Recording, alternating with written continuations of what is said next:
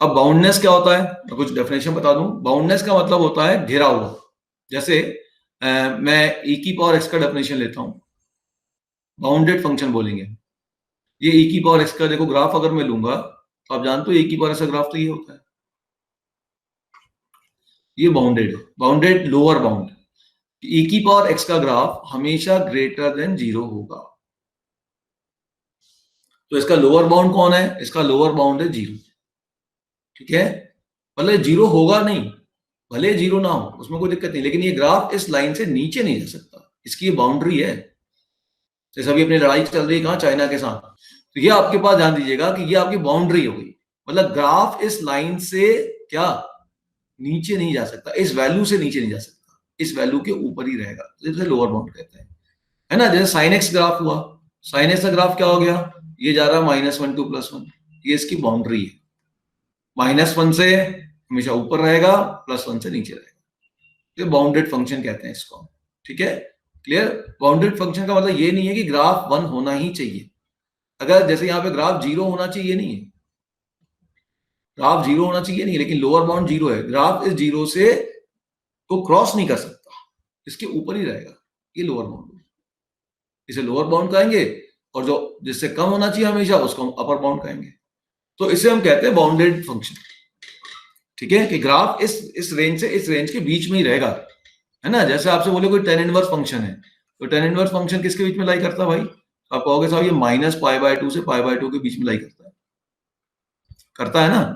तो बोलेंगे इसका लोअर बाउंड क्या है, तो लोअर बाउंड -π/2 है। भले वो -π/2 नहीं अटेंड करेगा वैल्यू, लेकिन लोअर बाउंड -π/2 ही कहलाएगी। अपर बाउंड क्या है, अपर बाउंड इसकी जो π/2। क्लियर है, this is meaning of bounded function. अगर वो अटेंड करेगी तो भी कोई दिक्कत नहीं है, जैसे यहाँ अटेंड कर रही है।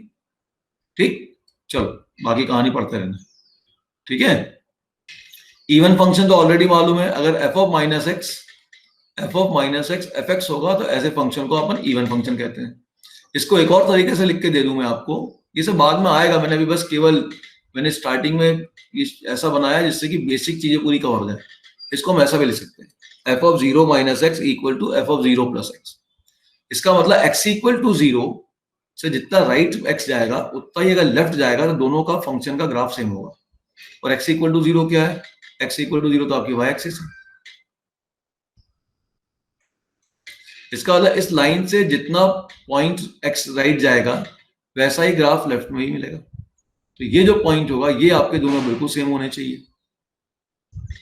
इसका मतलब क्लियर दिख गया इस डेफिनेशन से कि 0 के राइट में +x जाने पर के लेफ्ट में -x जाने पे हमारे पास आउटपुट जो मिलेगा बिल्कुल सेम मिलेगा। इसका मतलब दोनों पॉइंट किसके सिमेट्रिकल होगा, इस लाइन के, लाइन मतलब y एक्सिस।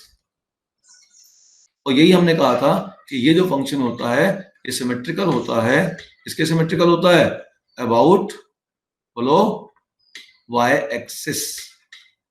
y एक्सिस का मतलब होता है x इक्वल टू 0, इसके सिमेट्रिकल होता है। अच्छा एक और बात कह दूं, अगर मान लो कभी ऐसा हो जाए f of a minus x is equal to f of a plus x, ये भी मैंने बताया था आपको, ये फिर बाद में बताऊंगा अभी जब मैं फंक्शन इवन फंक्शन पूरा लूंगा तो। अब यहाँ पे क्या हुआ, x equal to a line है, समझिए इस बात को। x इक्वल टू, ये तो y equal to y axis है, डॉटेड ले लिया मैंने, ये x equal to a line है। If x equal to a line के राइट में जितना x लोगे प्लस x लोगे और लेफ्ट में ही उतना x लोगे तो इन दोनों का जो आउटपुट आएगा वो सेम आएगा। तो अगर राइट में जितना x लेने पे और लेफ्ट में ही उतना x लेने पे अगर आउटपुट सेम आया तो ये दोनों जो पॉइंट होंगे p और q, ये दोनों जो पॉइंट होंगे p और q, ये किसके सिमेट्रिकल है, x इक्वल टू a के सिमेट्रिकल है। ये इवन फंक्शन नहीं है, this is symmetrical about x equal to a। Even function symmetrical होता है किसके, सिमेट्रिकल है about x equal to a but not a even function. Even function किसके सिमेट्रिकल होता है, x इक्वल टू 0 के सिमेट्रिकल होता है। इसके अलावा किसी और x की वैल्यू के लिए अगर फंक्शन सिमेट्रिकल है वो तो हो सकता है सिमेट्रिकल फंक्शन, लेकिन उसको हम इवन फंक्शन नहीं कहेंगे। ठीक है, क्लियर, इतना समझ में आ गया, ये पॉइंट फिर से आ गया आपके पास। ठीक है, तो इवन फंक्शन तो क्लियर देख लो, जैसे एक्स स्क्वायर है, इसी से नाम उसका इवन पड़ा बेटा, एफ ऑफ माइनस एक्स हो जाएगा माइनस एक्स का होल स्क्वायर, और माइनस एक्स का होल स्क्वायर तो एक्स स्क्वायर हो जाएगा, वापस एफ एक्स मिल गया, इसका इवन फंक्शन।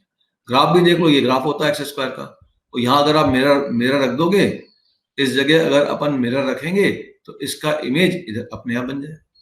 तो मिरर सिमेट्रिकल है अबाउट व्हाट, वाई एक्सिस। ठीक है। ऑड फंक्शन क्या होता है? ऑड फंक्शन होता है कि जहां पे F of minus x minus F x, ऐसा फंक्शन जो अप्लाई होने के बाद माइनस दे दे। ठीक है। ऑड फंक्शन, उसे हम ऑड फंक्शन कहते हैं। ठीक है, क्लियर? ठीक। अच्छा, ये किसके सिमेट्रिकल होता है? ये अपोजिट क्वाड्रेंट में सिमेट्रिकल होता है। ये सिमेट्रिकल होता है इन अपोजिट क्वाड्रेंट, या कह सकते हैं और अबाउट ओरिजिन। ये अबाउट ओरिजिन भी सिमेट्रिकल होता है, ऐसा भी कह सकते हैं। ये ओरिजिन के अबाउट भी सिमेट्रिकल है। ठीक है। जैसे आप साइन एक्स लेते हो, F x equal to sine x function लिया, तो एफ ऑफ माइनस एक्स देखा जाए तो साइन ऑफ माइनस एक्स हो गया, और साइन ऑफ माइनस एक्स होता है माइनस ऑफ साइन एक्स, ये हो गया माइनस ऑफ एक्स। ये ऑड फंक्शन है। ठीक, क्लियर होगी बात? इसे अपन ऑड फंक्शन कहते हैं। ठीक है ना? तो ये ग्राफ आप देख सकते हो, साइन का ग्राफ देखो ध्यान से। साइन का ग्राफ इस प्रकार का चलता है।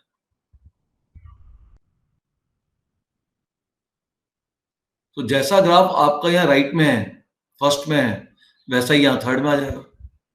जैसा यहाँ देखिए सेकंड में है, वैसा ही यहाँ फोर्थ में आ जाएगा। ये अपोजिट क्वाड्रेंट में ग्राफ आपके सिमेट्रिकल होंगे।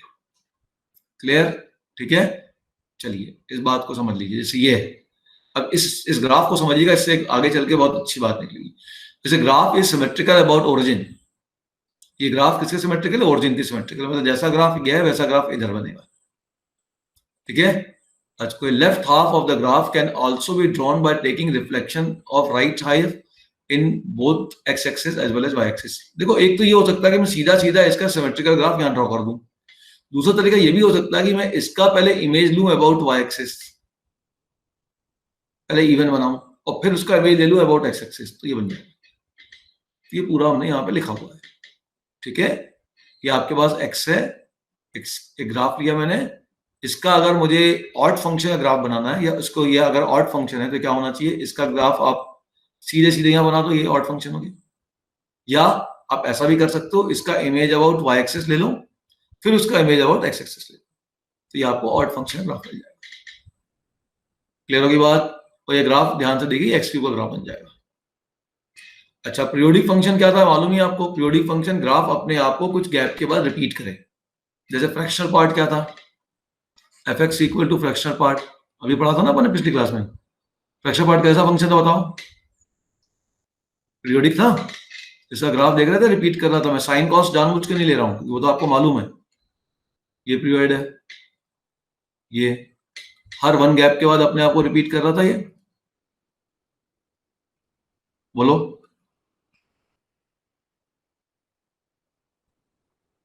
क्योंकि ये ग्राफ हर वन गैप के बाद अपने आप को रिपीट कर रहा था। तो जो गैप वन हुआ, वन गैप था यहाँ पे, वन का गैप था, एक का गैप था, ये जो वन हुआ वो इसका क्या हुआ? पीरियड का है। तो ये fractional part of x periodic function है, और इसका पीरियड बेटा वन है। तो कोई भी फंक्शन, इसका मतलब ये हुआ, इसका मतलब ये हुआ, ध्यान से सुनना, इसका मतलब ये हुआ कि अगर फ्रैक्शनल पार्ट में कि एक्स में अगर आप वन जोड़ दोगे तो उससे उसकी वैल्यू में कोई भी फर्क नहीं पड़ेगा, ये मिल जाएगा। बोले ऐसा क्यों सर? चलो इसको ऐसा समझो, ट्रिग्नोमेट्री से समझो इसको। एक्चुअल मतलब यही है पीरियड का। भाई यहाँ पे मान लो, यहाँ पे आपके पास वैल्यू इतनी आई, इस पॉइंट पे 1/2 पे मान लो इसकी वैल्यू 1/2 पे वैल्यू ये आई। अब मैं इसमें वन जोड़ देता हूँ, वन जोड़ के यहाँ पहुंच गया। यहाँ पे भी आप देखो वैल्यू, भले एक्स की वैल्यू बढ़ गई है, वाई की वैल्यू उतनी आई। वाई की वैल्यू में कोई फर्क पड़ने वाला नहीं है। मैं 2 जोड़ दूं तो भी कोई अंतर नहीं पड़ने वाला, वाई की वैल्यू उतना ही आनी है।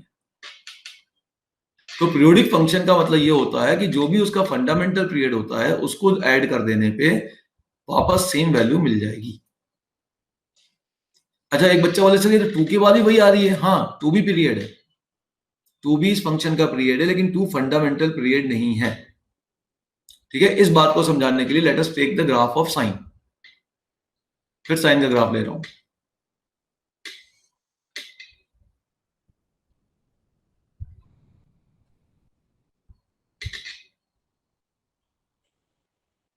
आप सभी जानते हो कि ये 0, पाई, 2 पाई, 3 पाई, 4 पाई, 5 पाई, -पाई, -2 पाई। अगर आप ध्यान से देखो तो जैसा ग्राफ 0 पे स्टार्ट हुआ, बिल्कुल एग्जैक्ट ऐसा ही ग्राफ वापस आपका 2 पाई पे चालू हुआ है। पूरी एक साइकिल कंप्लीट हो गई। तो यहां से यहां तक का ये जो लेंथ है, ये इसका पीरियड है। जितने गैप के बाद ग्राफ अपने आप को रिपीट करता है, जितने गैप के बाद ग्राफ अपने आप को रिपीट करेगा, उस गैप को अपन पीरियड कहते हैं। तो ये गैप है 2 पाई, तो इसका जो पीरियड हो गया वो 2 पाई हो गया। अच्छा, एक बच्चा बोले नहीं सर मैं तो ये भी देख रहा हूँ ग्राफ एग्जैक्टली 4 पाई के बाद भी तो वैसे ही रिपीट हो रहा है। हाँ, तो 4 पाई भी पीरियड हो गया। बोले सर 6 पाई के बाद भी तो रिपीट करेगा। हाँ, 6 पाई भी पीरियड है। तो इसका अगर कोई बोले पीरियड कौन कौन है, तो ग्राफ कितने गैप के बाद अपने आप को रिपीट करता है वो सभी पीरियड है। तो 2 पाई भी पीरियड है, 4 पाई भी पीरियड है, 6 पाई भी पीरियड है, 8 पाई भी पीरियड है, सब पीरियड है। लेकिन इन सब में सबसे छोटा पॉजिटिव वैल्यू कौन सी है? इन सब में सबसे छोटी पॉजिटिव वैल्यू तो 2 पाई है। This is called fundamental period.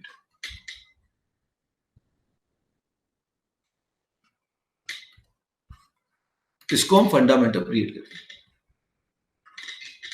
ठीक है, कोई भी ग्राफ अपने आप को या अपनी वैल्यू को एक निश्चित गैप के बाद रिपीट करे तो ऐसे फंक्शन को, ऐसे ग्राफ को हम पीरियोडिक फंक्शन या पीरियोडिक ग्राफ कहेंगे।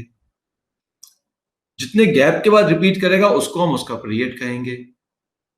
2 पाई के बाद रिपीट कर रहा है, पीरियड कहेंगे 2 पाई को। 4 पाई को भी पीरियड कहेंगे, 4 पाई गैप के बाद भी रिपीट कर रहा है। 6 पाई के बाद रिपीट कर रहा है, उसको भी पीरियड कहेंगे। लेकिन इन सब में जो सबसे छोटा पॉजिटिव वैल्यू होगी उसी को हम फंडामेंटल पीरियड कहेंगे। इसका मतलब क्या हुआ कि अगर मैं यहां पे मान लो π/3 ले लूं, तो sin π/3 की जितनी वैल्यू है उतनी ही वैल्यू sin 2 पाई प्लस π/3 की भी होनी चाहिए। और आप जानते होती है ना, sin 2 पाई प्लस x क्या होगा आपके पास? वापस sin x ही होगा। पढ़ाई आपने तो ट्रिग्नोमेट्री। क्यों नहीं वैल्यू चेंज हो रही है? क्योंकि 2 पाई उसका क्या है? पीरियड है। लेकिन sin pi plus x, sin pi plus x आपके पास ध्यान दीजिएगा sin x नहीं होता, माइनस साइन एक्स होता है। क्यों? क्योंकि पाई आपका फंडामेंटल पीरियड नहीं है, इसलिए सेम फंक्शन रिपीट नहीं होगा। समझ में आ गई बात? ठीक है, तो पीरियड का मतलब बहुत सिंपल है, ग्राफ अपने आप को किसी गैप के बाद खुद को रिपीट करे। ठीक है, अब इन जनरल डेफिनेशन क्या वो समझ लीजिए। इन जनरल, अच्छा एक बात और कह दूं, अगर 2 पाई पीरियड है तो आपने क्या देखा? 4 पाई भी पीरियड है, 6 पाई भी पीरियड है। तो अगर 2 पाई पीरियड है तो इसका इंटीग्रल मल्टीपल, सुन लो ध्यान से, इसका जो इंटीग्रल मल्टीपल है वो भी पाई पीरियड है। कौन सा मल्टीपल? Integral multiple. ठीक है, इंटीग्रल जो मल्टीपल है वो भी पीरियड है। तो अगर इसका पीरियड, फ्रैक्शनल पार्ट का पीरियड, अगर कोई बोले फ्रैक्शनल पार्ट का पीरियड कौन है भाई? 1 है। हाँ है। तो इसका integral multiple, positive integral multiple, negative नहीं बोलेंगे। तो इसका इंटीग्रल मल्टीपल कौन है भाई? 1 का इंटीग्रल मल्टीपल 2, हाँ ये भी पीरियड है। 3 ये भी पीरियड है। 4 ये भी पीरियड है। सभी इंटीजर पीरियड है। फ्रैक्शनल पार्ट के सभी इंटीजर पीरियड है। ध्यान से देखो। क्यों? क्योंकि गैप, ग्राफ में पूरा बेसिक समझा रहा हूँ, ग्राफ 1 के बाद भी रिपीट हो रहा है। जैसा ग्राफ यहाँ पे चला देखो वैसा ही ग्राफ यहाँ भी तो चल रहा है, वैसा ही ग्राफ यहाँ भी तो चल रहा है, वैसा ही ग्राफ यहाँ भी तो चल रहा है। ग्राफ 1 के बाद भी रिपीट हुआ, ग्राफ 2 के बाद भी रिपीट हुआ, देखो ग्राफ 3 के बाद भी रिपीट हुआ, अगला ग्राफ ले लूंगा तो 4 के बाद भी रिपीट हुआ। तो ग्राफ तो अपने आप को हर 1 गैप के बाद रिपीट कर रहा है। तो 1 भी पीरियड है, 2 भी पीरियड है, 3 भी पीरियड है, 4 भी पीरियड है। लेकिन फंडामेंटल पीरियड कौन है? फंडामेंटल पीरियड कौन है? तो फंडामेंटल पीरियड 1 है। क्लियर है? ठीक है, अब ये डेफिनेशन देख लीजिए। A function f map from x to y is said to be a periodic function if there exists a positive real number t। ये जो ऐड हो रहा है ना, ये पॉजिटिव होना चाहिए, रियल होना चाहिए। स्मॉलेस्ट होना चाहिए। If we have a positive real number T such that F of x plus T is F x, कोई ऐसा नंबर है, real number, positive real number है, जिसमें एक्स में जोड़ने पर उसके ऊपर अगर फंक्शन लगाऊंगा तो ये टी कुछ नहीं, इस फंक्शन की वैल्यू को बदल नहीं पाएगा, वापस एफ एक्स दे देगा। क्लियर है? ऐसा कर लो, फंक्शन टी को क्या करेगा, बचा जाएगा। तो ये जो टी है इसको हम, इसका क्या कहेंगे, पीरियड कहेंगे। इसको हम क्या कहेंगे, पीरियड कहेंगे। अगर ये टी लीस्ट होगा, पॉजिटिव होगा, इंडिपेंडेंट ऑफ एक्स होगा, तीन बातों में अंडरलाइन की, क्या होगा, ये लीस्ट होगा पहली बात, पॉजिटिव भी होना चाहिए और इंडिपेंडेंट ऑफ एक्स होना चाहिए, तो इस टी को हम फंडामेंटल पीरियड कहेंगे।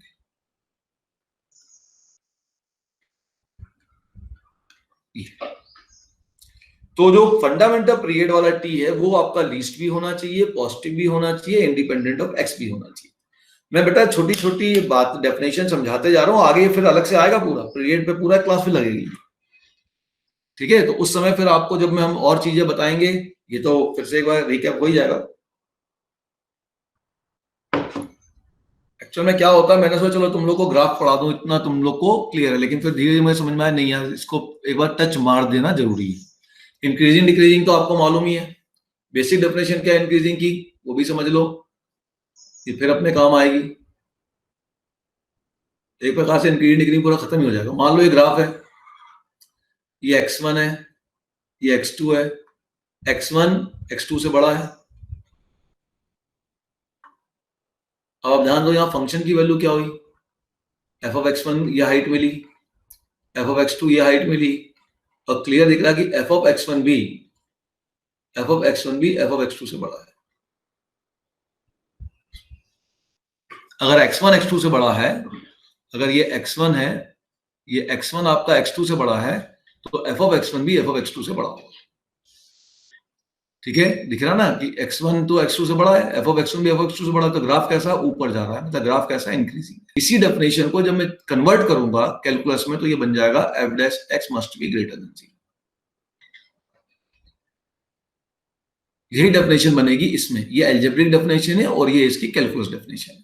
कैसे बनेगी, कहां बनेगी, क्या होगा, वो हम बाद में बात करेंगे, लेकिन ये इसमें बन जाएगी।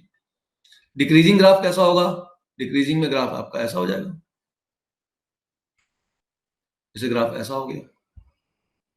अब यहां ये मान लो x1 है, ये x2 है,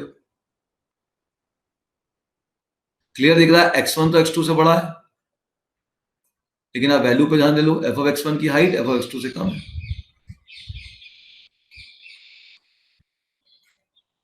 तो डिक्रीजिंग ग्राफ है। इसी का कैलकुलस डेफिनेशन क्या है, इसी का कैलकुलस डेफिनेशन है कि F dash x must be less than 0। ठीक है, आप ऐसा भी देख सकते हो इस बात को, F dash x greater than 0 क्यों मैं बोल रहा हूं, यहां पे मैं टेंजेंट खींचता हूं, आप जानते हो F dash x slope of tangent देता है, इतना तो मालूम है। तो ये एंगल एक्यूट हुआ, तो यहाँ पे भी टेंजेंट खींच लेता हूँ, ये भी एंगल एक्यूट हुआ, तो यहाँ पे हमेशा एंगल एक्यूट होगा, और ये आपके पास tan theta slope of tangent होता है, और टेन थीटा में अगर एंगल आपका लेस देन 90 है, ग्रेटर देन 0 है, इसका मतलब ऑब्वियसली ये तो पॉजिटिव आएगा, तो ये आपके पास एफ डैश एक्स हमेशा ग्रेटर देन 0 आ जाएगा। यहाँ पे आप लाइन खींचो, ये एंगल क्या आया, ऑब्ट्यूज आया, इधर लाइन खींचो, ये एंगल भी क्या आया, ऑब्ट्यूज आया। तो यहाँ पे इस केस में अगर मैं कहूं स्लोप जो है आपके पास टेन थीटा है, और यहाँ पे थीटा की वैल्यू क्लियर दिख रही है 90 से 180 के बीच में है, और इस केस में 10 तो नेगेटिव होता है, इसलिए ऐसा भी कह सकते हैं। सिंपल, सीधा सीधा समझ में आ गया। तो आपके पास डेफिनेशन ये आ गई कि कोई भी फंक्शन इंक्रीजिंग कब कहलाएगा, जब x1 x2 से बड़ा हो और f ऑफ x1 भी f ऑफ x2 से बड़ा हो। ठीक है, डिक्रीजिंग कब कहलाएगा, जब x1 x2 से बड़ा हो लेकिन f of x1 f of x2 से छोटा हो। मतलब कहने का क्या हुआ, इंक्रीजिंग फंक्शन में इनइक्वालिटी सेम रहेगी, x की भी और फंक्शन की भी, और डिक्रीजिंग फंक्शन में x की इनइक्वालिटी और फंक्शन की इनइक्वालिटी रिवर्स हो जाएगी। x में अगर ग्रेटर है तो फंक्शन में लेस हो जाएगा। इसका एक और अर्थ निकला, अर्थ क्या निकला, अगर कोई फंक्शन इंक्रीजिंग है, अगर कोई फंक्शन इंक्रीजिंग है तो उसको इनइक्वालिटी पे लगाने पर इनइक्वालिटी चेंज नहीं होगी। इनइक्वलिटी सेम रहेगी, या उस फंक्शन को हटाने पर, रिमूव करने पर भी आपकी इनइक्वलिटी चेंज नहीं होगी। तो इंक्रीजिंग फंक्शन अप्लाई करें या उसको रिमूव करें, इनइक्वलिटी चेंज नहीं होती। अब अगर मान लीजिए डिक्रीजिंग फंक्शन आपने अप्लाई किया, जैसे ये इनइक्वलिटी है, इस पर डिक्रीजिंग फंक्शन अप्लाई किया f, तो इनइक्वलिटी चेंज हो जाएगी। तो डिक्रीजिंग फंक्शन लगाने पर और हटाने पर इनइक्वलिटी चेंज हो जाती है। ठीक है, इसका एग्जांपल देखो, है ना। साइन कॉस का एग्जांपल तो तुम्हारे लिए बहुत इजी है, कर लोगे, उसमें कोई दिक्कत नहीं है। मैं एक आपको एग्जांपल देता हूं, ये एग्जांपल हमारे बड़ा काम आएगा। जैसे हमने ग्राफ लिया, पहला केस लिया हमने y equal to log x to the base e। हम सभी जानते हैं log x to the base e का ग्राफ क्या है।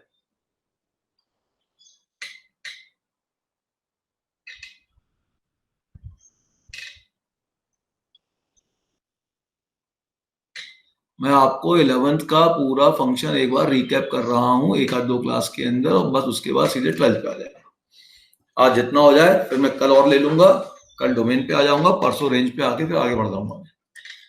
अब क्लियर देखिए कि ये ग्राफ इंक्रीजिंग है कि डिक्रीजिंग है, पहले ये बताइए मुझे। ग्राफ को देख के बताइए। ये x1 है, ये x2 है। अब हाइट देख लीजिए, f ऑफ x1 की ये हाइट है ना, f ऑफ x2 की ये हाइट है। क्लियर दिख रहा है, x1 तो x2 से बड़ा है, x1 तो x2 से बड़ा है, ठीक है ना। तो इसकी लॉग की वैल्यू भी आपकी बड़ी होगी, log x1 to the base e बड़ा हो जाएगा log x2 to the base e। ऐसा क्यों हुआ? क्योंकि ये ग्राफ क्या था, इंक्रीजिंग था। ये इंक्रीजिंग कब था, ध्यान रखना, सुनना मेरी बात, ये इंक्रीजिंग कब था, जब बेस इसका 1 से बड़ा था। अगर बेस e है जो कि 2.71 है, ये क्योंकि 1 से बड़ा है, इसीलिए ये ग्राफ आपका इंक्रीजिंग है। तो लॉग में अगर बेस 1 से बड़ा होता है, ठीक है, यहाँ 2 आ जाए, 1.1 आ जाए, 100 आ जाए, 10 आ जाए, उन सभी लॉग का ग्राफ आपका हमेशा ऐसा इंक्रीजिंग बनेगा। और उन लॉग को इनइक्वलिटी पे अप्लाई करूं या रिमूव करूं, इनइक्वलिटी में कभी भी साइन चेंज नहीं होगा, क्योंकि वो इंक्रीजिंग लॉग थे। ठीक है ना, क्लियर। अच्छा, दूसरी बात देखो, अगर मैंने ये लिखा y equal to log x to the base 1 by ई।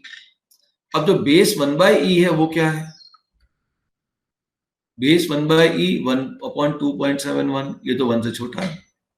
तो अगर बेस आपका लॉग का बेस, अगर लॉग का बेस 0 से 1 के बीच में है, तो जो ग्राफ बनेगा वो आपका डिक्रीजिंग ग्राफ होगा। तो लॉग का ग्राफ ऐसा होगा, ये आपका 1,0 से पास करेगा। ठीक है, अब इसमें क्लियर दिख रहा है कि अगर आपका x1 यहां पर है और x2 यहां पर है, तो x1 तो x2 से बड़ा है, लेकिन हाइट वाइज अगर देखा जाए तो f of x1 f of x2 से छोटा है।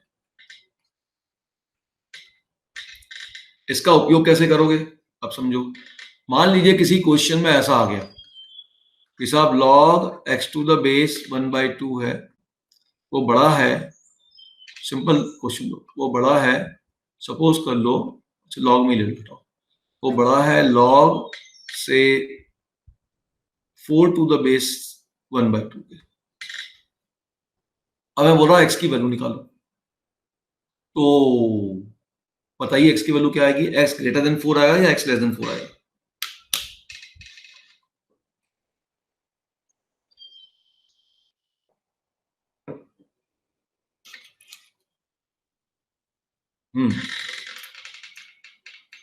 x ग्रेटर देन 4 आएगा, x लेस देन 4 आएगा?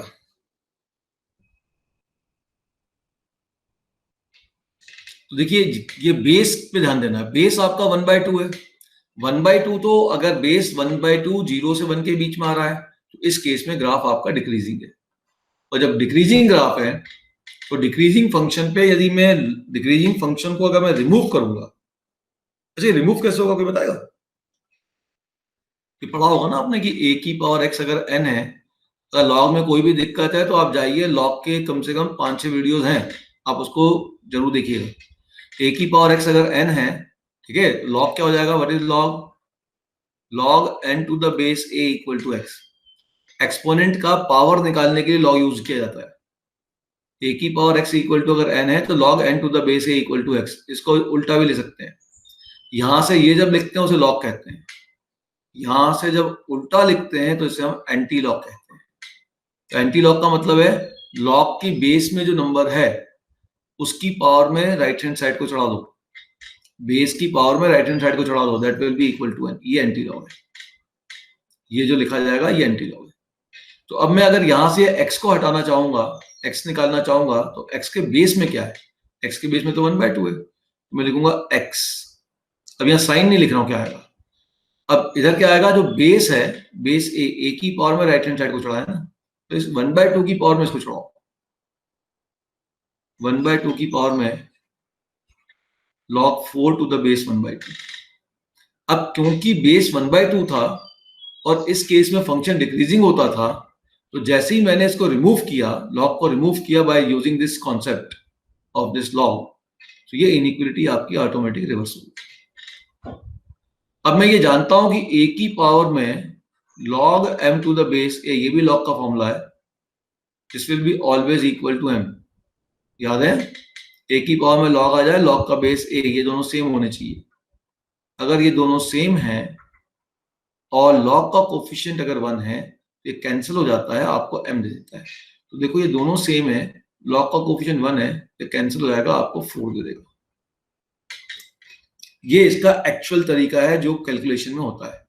लेकिन हम बहुत बार कहते हैं यार यहाँ log है, यहाँ भी log है, भाई दोनों तरफ सेम चीज ही तो है, बेस भी सेम है, तो उड़ा ही दो ना।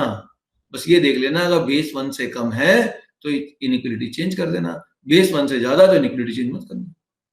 जैसे दूसरा क्वेश्चन का मैंने मान लीजिए ऐसा देता मैं, log x to the base 2 is greater than log 4 to the base 2, तब क्या करते तुम? अब बेस क्या है? log का बेस 2 है, तो ग्राफ कैसा है इसका? इंक्रीजिंग है कि डिक्रीजिंग है बताओ? इसका ग्राफ तो इंक्रीजिंग है।